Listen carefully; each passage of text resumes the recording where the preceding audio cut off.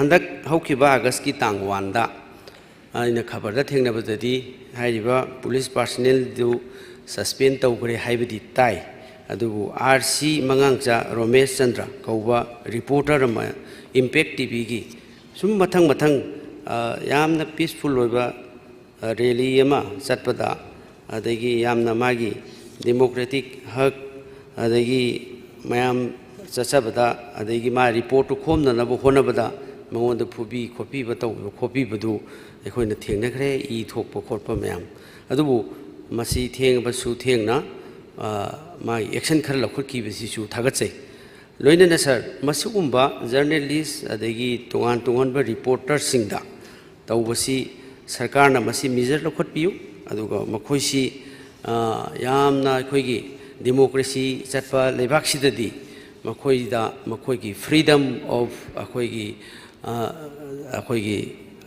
reports अदगी तोगान तोगानबा स्टेटमेंट मयाम पीबा खोटपसी मखोइदा यामना पीबीगदबनी फ्रीली पीबीगदबनी हाइबसी थमजनिंगी लोइनना इंडिया सी प्रेस फ्रीडम इंडेक्स ता मसी रिपोर्टर्स विदाउट बॉर्डर्स हाइना 2024 दा अखोइ फोंगी अदुना इंडिया सी मरोइना अखोइगी फ्रीडम मागी प्रेस की फ्रीडम से मसी यामना अदे क्वालिटी अदगी थ्रेट मयाम अदगी मीडिया जिंगी फ्रीडम से पीबीदबसे मसी पृथ्वी की वना 180 दा 159 की सीरियल द लई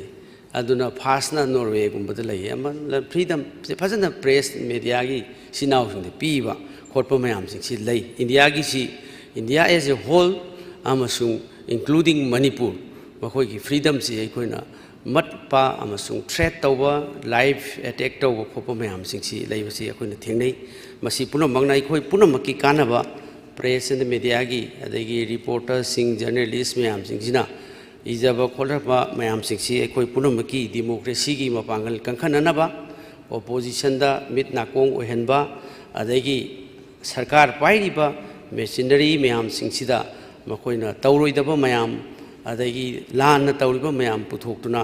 मयाम खंगहलगा आदि अफबा थबक लाकननबा हाइबसी यामना मरु ओइबा अमनी अमदुननी अइना मसी मखोइदा तौरिबसी मेजर्स लखोटपिरगा मखोइगी प्रोटेक्शन न करी लई अमसुंग करी करी सरकार ना मेजर्स सुगुंबा थ्रेट मयाम सिंगसि लखोटपिरी हाइबसी मसी हाइरगा